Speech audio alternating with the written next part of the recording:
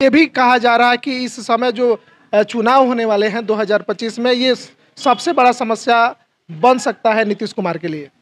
इसको मैं मान रहा हूँ, इससे इनकार नहीं कर सकता हूँ, लेकिन मेरी सरकार इस पर लगी हुई है कि जितना जल्द से जल्द हो इस पर हम कार्रवाई कर कर इसको हम रोकें, इस व्यवस्था को हम सुचारू रूप से चलाएं। शराबबंदी के बावजूद शराब की जो यथी चल रही है, खरीद बिक्री चल रही है, यह हमारे सरकार के आंख देने वाले, कान में बताने वाले ये सही बात नहीं बता रहे हैं और अपना ही सामंजस्य बैठाकर इस तरह का काम करा रहे हैं। मैं इसका निंदा करता हूं।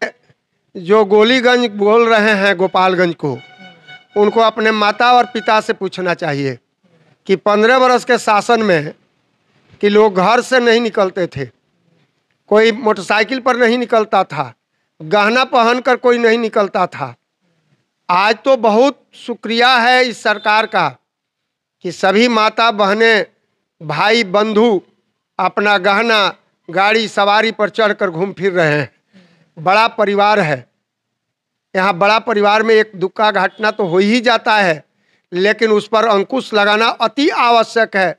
और मैं चाहूँगा कि मेरी एनडीए गवर्नमेंट इस पर तुरंत त्वरित कार्रवाई कर या बढ़ रहे अपराध पर अंकुश लगाए। और हमको तो एक ही चीज़ बिहार सरकार से मांग करना है, अपनी सरकार से मांग करना है कि जोगी मॉडल यहाँ लागू किया जाए ताकि अपराध पर अंकुश लग सके। तो योगी मॉडल के लिए आखिर कौन वो चेहरा हो सकता है बिहार के मुख्यमंत्री के रूप में? देखिए, नीतीश जी का जो 7.5 वर्ष का प्रथम शासन था वह जोगी मॉडल से कम नहीं था। पत्ता तक नहीं हिला, कहीं करप्शन नहीं हुआ, कहीं भ्रष्टाचार नहीं हुआ, कहीं हत्या, कहीं रेयर केस में सुनाई दे दिया करता था।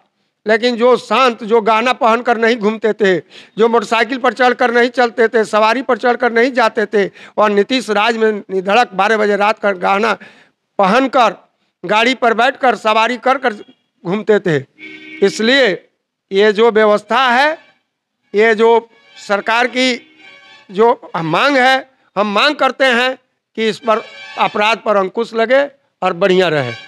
आज हमारे साथ बीजेपी के नेता ओम प्रकाश राय उर्फ भुट्टू जी आज हमारे साथ हैं। राजनीतिक विषयों को लेके और गोपालगंज में जिस प्रकार से अपराध बढ़ रहा है, उन तमाम मुद्दों को लेके बातचीत करेंगे। उससे पहले बहुत बहुत स्वागत है आपका पूरे चैनल परिवार का स्वागत है, अभिनंदन है। गोपालगंज में जिस प्रकार से अपराध बढ़ रहा है उस पर तरह तरह के अब आरोप भी लग रहे हैं, कुछ नाम भी चेंज हो रहे हैं। कुछ लोग कह रहे हैं इसका गोपालगंज का जो नाम है उसको अब गोलीगंज रख देना चाहिए, क्योंकि आए दिन कुछ ना कुछ होते रह रहा है।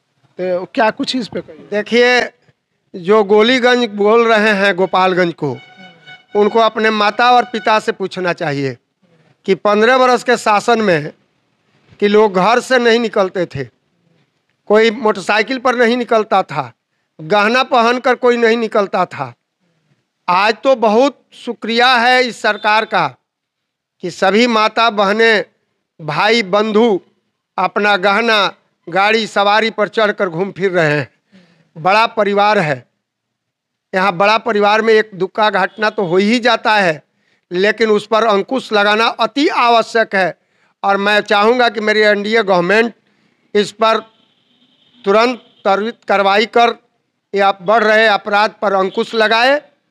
और हमको तो एक ही चीज़ बिहार सरकार से मांग करना है, अपनी सरकार से मांग करना है कि जोगी मॉडल यहाँ लागू किया जाए ताकि अपराध पर अंकुश लग सके। तो योगी मॉडल के लिए आखिर कौन वो चेहरा हो सकता है बिहार के मुख्यमंत्री के रूप में? देखिए, नीतीश जी का जो 7.5 वर्ष का प्रथम शासन था वह जोगी मॉडल से कम नहीं था।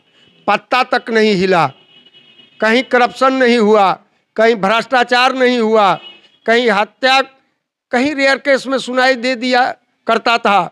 लेकिन जो शांत, जो गहना पहनकर नहीं घूमते थे, जो मोटरसाइकिल पर चढ़कर नहीं चलते थे, सवारी पर चढ़कर नहीं जाते थे, और नीतीश राज में निधड़क 12 बजे रात का गहना पहनकर गाड़ी पर बैठकर सवारी कर कर घूमते थे। इसलिए ये जो व्यवस्था है, ये जो सरकार की जो मांग है, हम मांग करते हैं कि इस पर अपराध पर अंकुश लगे और बढ़िया रहे। और अभी देखा जा रहा है कई सारे विपक्ष के लोग आरोप भी लगा रहे हैं कि जब से बिहार में शराबबंदी हुई है अपराध बढ़ा है, चूंकि प्रशासन को लगा दिया गया है शराब पकड़ने में, तो अपराधी को भी मौका मिल जा रहा है, वो लोग जाके अपराध कर रहे हैं। देखिए, राजा राजा जब बैठता है गद्दी पर तो उसके मंत्री, उसके प्रशासनिक पदाधिकारी उसके कान और आँख होते हैं। मैं देखता हूँ, मैं आरोप अपनी ही सरकार पर नहीं लगाना चाहता हूँ, लेकिन जो नीचे के अधिकारी जो संदेश अपने पदाधिकारी को भेजते हैं, उच्च पदाधिकारी को, और उच्च पदाधिकारी मुख्यमंत्री को, मंत्री को बताने का काम करते हैं, उसी पर हमारी सरकार चलती है। लेकिन जो यहाँ व्यवस्था किया गया है वह पूरे बात को सरकार को नहीं बताया जा रहा है। जहाँ तक शराबबंदी है नीतीश जी का, मैं भूरी भूरी प्रशंसा करता हूँ। मैं बताता हूँ कि जब अपने दरवाजे पर बैठते थे तो पियक्कर गाली देते जाते थे और अपने पत्नी को, अपने पिताजी को, अपने बेटा को, बेटी को मारते थे। यह प्रक्रिया बंद है। और आज कुछ प्रशासनिक अक्षमता है, शराबबंदी के बावजूद शराब की जो यथी चल रही है, खरीद बिक्री चल रही है, यह हमारे सरकार के आंख देने वाले, कान में बताने वाले ये सही बात नहीं बता रहे हैं और अपना ही सामंजस्य बैठाकर इस तरह का काम करा रहे हैं। मैं इसका निंदा करता हूं। गाँव में देखा जाता है कि छोटे छोटे बच्चे भी इस चीज़ में लग गए हैं और लोग भी कह रहे हैं कि जो शराबबंदी बिहार में लगा ये गलत लगा, या लगना चाहिए तो पूर्ण तरीके से और लगना चाहिए। देखिए, ये आप जो बात बोल रहे हैं एकदम सत्य बात बोल रहे हैं और इस पर अधिकारी लोगों को सजग होना पड़ेगा, विशेषकर पुलिस प्रशासन को, और स्थानीय चौकीदार से लेकर थानादार तक को सजग होना पड़ेगा इस पर। और यही नहीं सजगता का कारण है ये जो बढ़ रहा है खरीद फरोख्त। इसको लेके ये भी कहा जा रहा है कि इस समय जो चुनाव होने वाले हैं 2025 में, ये सबसे बड़ा समस्या बन सकता है नीतीश कुमार के लिए। इसको मैं मान रहा हूँ, इससे इनकार नहीं कर सकता हूँ, लेकिन मेरी सरकार इस पर लगी हुई है कि जितना जल्द से जल्द हो इस पर हम कार्रवाई कर इसको हम रोकें, इस व्यवस्था को हम सुचारू रूप से चलाएं। स्मार्ट मीटर को भी लेके ट्रोल किया जा रहा है नीतीश कुमार को, और जमीन सर्वे को भी लेके कहा जा रहा है, और शराबबंदी, यानी कि SSS नाम दिया गया है कि इस बार के चुनाव में नीतीश कुमार का जो है खेल खत्म होने वाला है। नहीं, खेल खत्म तो नहीं हुआ। नीतीश कुमार जी बहुत ईमानदार व्यक्ति हैं, काम करने वाले व्यक्ति हैं, विकास पुरुष हैं, ईमानदार व्यक्ति हैं। उनका व्यक्तित्व का जितना भी प्रशंसा किया जाए कम है।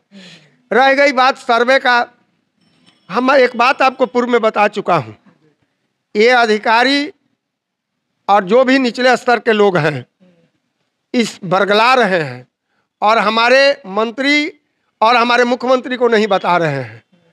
और ये जो केस निपटारा का बात हो रहा है कि बहुत केस बढ़ गया है, ये सर्वे को लेकर इतना अधिक केस बढ़ेगा, इस पर सरकार को मंथन करना पड़ेगा। और सरकार मंथन कर, और मेरा एक सुझाव है कि बहुत पहले लोग जमीन लिख दिए, दस्तावेज भुला गया, रजिस्टर 2 फट गया, आज वो अपना जमीन खतियान को निकाल कर दखल करना चाहता है।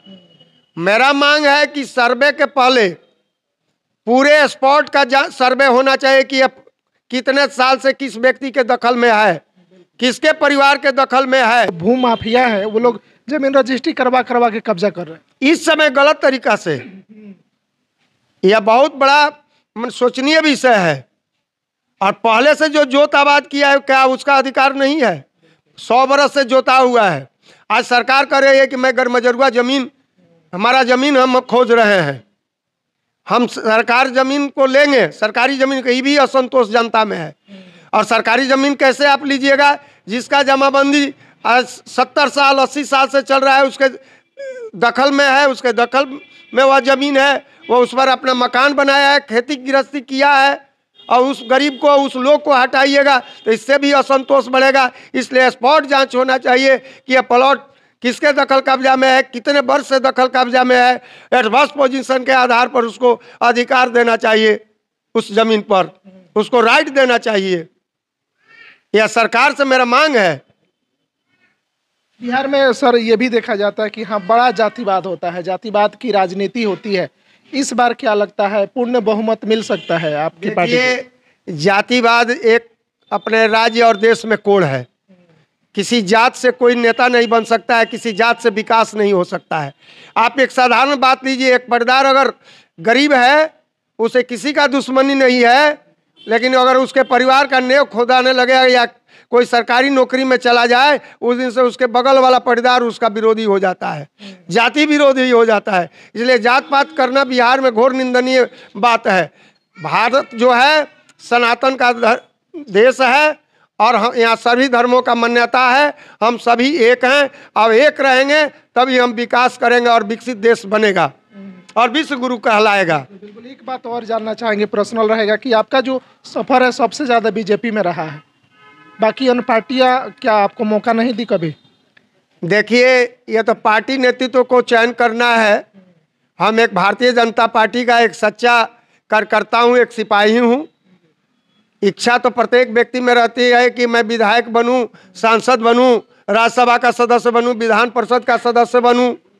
हम लोग तो पुराने कार्यकर्ता हैं, रात दिन पार्टी के हित में काम करते हैं और पार्टी जिसको निर्णय देती है वही चुनाव लड़ता है। तो हम एक सिपाही के नाते यही कहना चाहूँगा कि अगर पार्टी मुझे अगर अपना टिकट देती है तो मैं चुनाव लड़ूंगा। पार्टी टिकट मुझे नहीं देती है, किसी दूसरे व्यक्ति को टिकट देती है, तो मैं उसके साथ पैर पे पैर मिलाकर चलूंगा, उसको जिताने का काम करूंगा ताकि बिहार में एनडीए का गवर्नमेंट नीतीश जी के अगुवाई में बन सके। दिल्ली में लंबे समय के बाद बीजेपी आई है, तो क्या लगता है बिहार में भी सरकार बन सकता है? हाँ, एकदम 2/3 बहुमत से हमारी एनडीए गवर्नमेंट बनेगी। विपक्ष के पार्टी के लोग कह रहे हैं कि इस बार बिहार में बीजेपी तो बिल्कुल नहीं। अरे, विपक्ष का सफाया हो जाएगा। विपक्ष जो है झूठ का पार्टी है, परिवारवाद का पार्टी है, ढकोसला का पार्टी है। नौकरी का वादा कर रहे हैं कि नौकरी देंगे, 2500 रुपया देंगे, बहुत सारा जो है लोभ दे रहे हैं। आप देखिए ना, आप इतिहास उठाकर जो बोल रहे हैं उनके परिवार का, उनका इतिहास उठाकर देखिए ना। जो नौकरी का वादा कर रहे हैं कि मैंने नौकरी दिया 17 महीना में, तो मैं तो चैलेंज करता हूं कि वे स्वास्थ्य मंत्री थे, पथ निर्माण मंत्री थे, और उनके कार्यकाल में अगर उनके अगर विभाग में अगर एक भी नियुक्ति हुई हो तो मैं राजनीति से संन्यास ले लूंगा। और दूसरे के किए हुए काम को गिना रहे हैं कि मैंने नौकरी दिया। इससे बड़ा क्या हो सकता है झूठ बोलने का? इस बार भी मुख्यमंत्री का चेहरा नीतीश कुमार ही होंगे। यस, मेरा पार्टी, हमारी भारतीय जनता पार्टी जो है शीर्ष नेतृत्व, उन्हीं के नेतृत्व में चुनाव लड़ने का निर्णय लिया है और उन्हीं के नेतृत्व में हमारी पार्टी बिहार में भी चुनाव लड़ेगी और पूर्ण बहुमत से हम आगे जाएंगे। बहुत बहुत धन्यवाद कि आप अपना कीमती समय दिए, इसके लिए आपको बहुत बहुत धन्यवाद।